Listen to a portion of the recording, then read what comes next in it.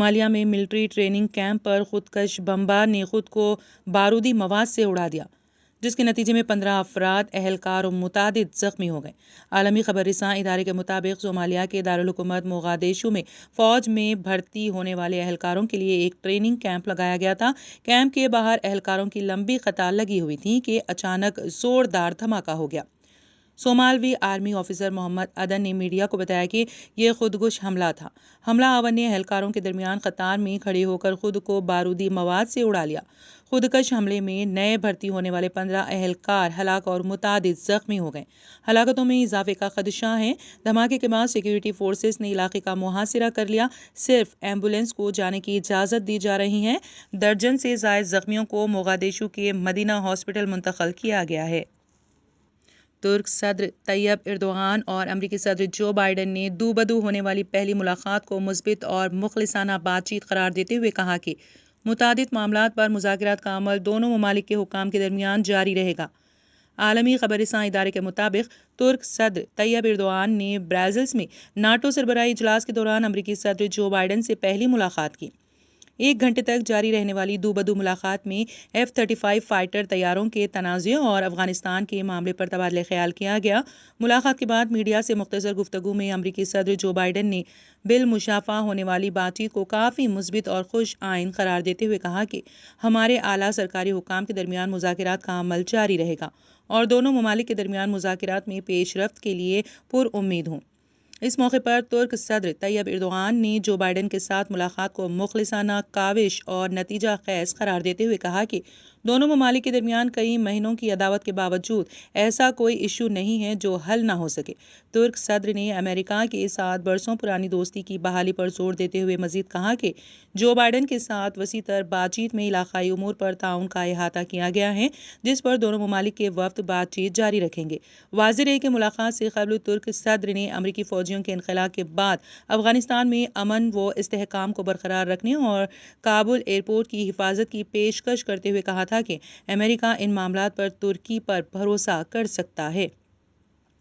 ترک صدر رجب Tayyip Erdogan نے کہا ہے کہ افغانستان سے غیر ملکی افواج کے انخلاء کے بعد اس شورش زدہ ملک میں ترک فوجی دستے مطمئن رکھنے کی خاطر امریکہ سے انتظامی، مالی اور سفارتی مدد درکار ہوگی۔ ناٹو رکن ملک ترکی کے صدر نے مزید کہا کہ اس سلسلے میں وہ پاکستان اور ہنگری کی مدد بھی چاہیں گے۔ کابل میں تعینات یہ ترک دستے دارالحکومت کے بین الاقوامی ہوائی اڈے کی حفاظت پر مامور ہوں گے۔ تاہم طالبان نے کہا ہے کہ غیر ملکی افواج کے ساتھ ترکی فوجیوں کو بھی ملک سے نکل جانا چاہیے۔ GHMC نے تاریخی میرالم ٹینک کے تحفظ اور آبگیر علاقے میں غیر مجاز قبضوں اور تعمیرات کے خلاف کارروائی کی تیاری کی ہے۔ میئر وجے لکشمی نے GHMC کے علاوہ HMDA اور حیدرآباد واٹر ورکس کے عہدیداروں کے ہمراہ میرالم جھیل کا معائنہ کیا۔ انہوں نے اس بات پر حیرت کا اظہار کیا کہ آبگیر علاقے میں بڑے پیمانے پر ناجائز قبضوں پر حکام آنکھیں بند کیے ہوئے ہیں۔ انہوں نے نہ صرف ناجائز قبضوں کی برخاستگی بلکہ پانی کو گھاس پھوس سے صاف کرتے ہوئے خوبصورت بنانے کی ہدایت دی۔ نہرو زولوجیکل پارک سے متصل اس خوبصورت جھیل کے چاروں طرف غیر مجاز قبضے ہو چکے ہیں۔ اطراف کے علاقوں میں آبادیوں کے لیے ڈرینیج سسٹم موجود نہیں ہے، جس کے باعث سیوریج واٹر جھیل میں داخل ہو رہا ہے۔ میرالم جھیل 5.90 مربع کلومیٹر پر محیط ہے اور گزشتہ چند برسوں میں غیر مجاز قبضوں میں اضافہ ہوا ہے۔ میئر نے عہدیداروں کو جھیل کے تحفظ کے لیے ہر ممکن اقدامات کی ہدایت دی ہے۔ بہوجن سماج پارٹی کے نوباغی MLA نے منگل کو سماجوادی پارٹی کے سربراہ اکھلیش یادو سے ملاقات کی، جس کی وجہ سے ریاست میں اچانک سیاسی پارا بڑھ گیا ہے۔ یہ تمام MLA منگل کی صبح 11 بجے سے قریب اچانک لکھنؤ میں SP ہیڈ کوارٹر پہنچے اور پارٹی کے سربراہ اکھلیش سے لمبی ملاقات کی۔ سماجوادی پارٹی کے دفتر پہنچنے کے بعد یہ قیاس آرائیاں جاری ہیں کہ اگلے اسمبلی انتخابات کے لیے یہ سب سماجوادی پارٹی میں اپنا مستقبل ڈھونڈ رہے ہیں اور جلد ہی اکھلیش یادو کی پارٹی میں شامل ہو جائیں گے۔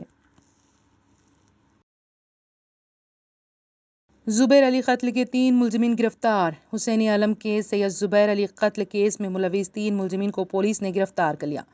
Deputy commissioner police south zone mister Gaja Rao Bhupal ایک پریس کانفرنس سے خطاب کرتے ہوئے کہا کہ 12 جون کی شب بہادر پورہ کے ساکن سید زبیر علی جو پیشے سے میوہ فروش تھا کی نعش آشا ٹاکیز میں زیر تعمیر عمارت کی تیسری منزل پر خون میں لت پت دستیاب ہوئی تھی۔ اور بعد تحقیقات اس کی شناخت زبیر کی حیثیت سے کی گئی۔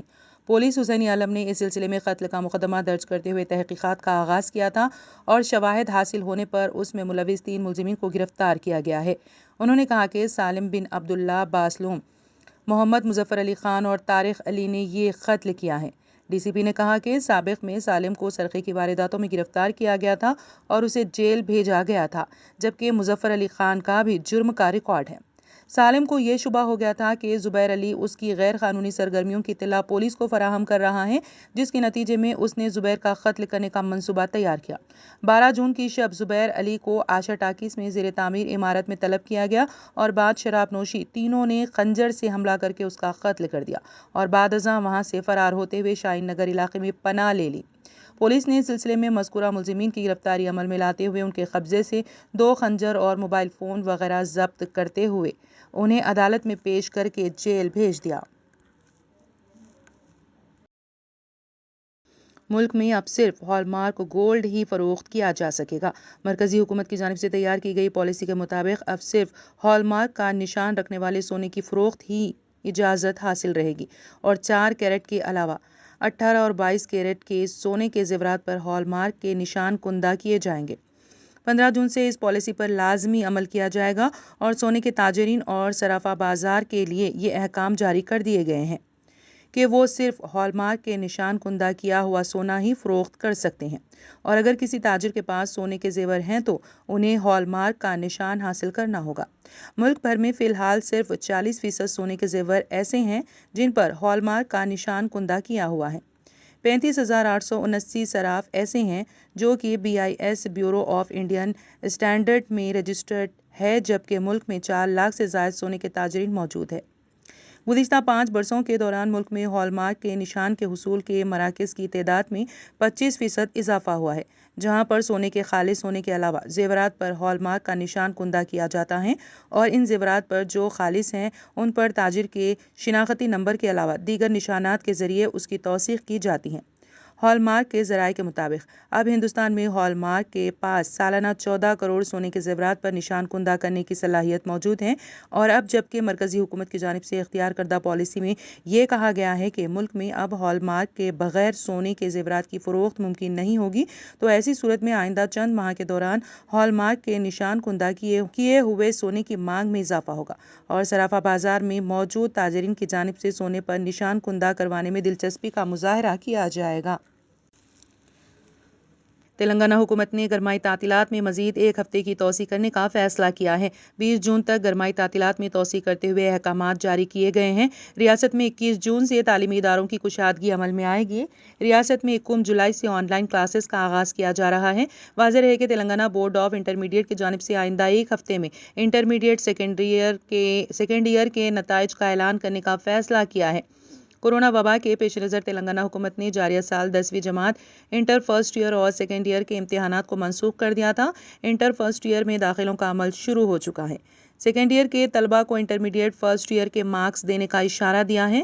اس سلسلے میں وزیر تعلیم سبیتا اندرا ریڈی کی جانب سے عہدیداروں کی ایک کمیٹی تشکیل دی ہے جو طلبہ کو کامیاب کرنے کے طریقہ کار کو واضح کرے گی۔ سیکریٹری بورڈ آف انٹرمیڈیٹ سید عمر جلیل نے بتایا کہ 21 جولائی سے انٹر سیکنڈ ایئر اور داخلوں کے عمل کی تکمیل کے بعد 15 جولائی سے انٹر فرسٹ ایئر کی آن لائن کلاسز کا آغاز کیا جا رہا ہے۔ ہندوستان میں کورونا ویکسین سے پہلی موت کی تصدیق۔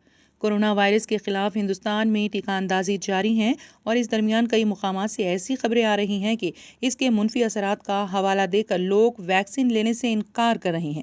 دراصل کئی لوگ ٹیکہ لگانے کے بعد بیمار ہوئے ہیں اور کچھ اموات کی خبریں بھی سامنے آئی ہیں، لیکن مصدقہ طور پر یہ نہیں کہا جا سکتا کہ وہ تمام اموات سبب ویکسین رہا ہے۔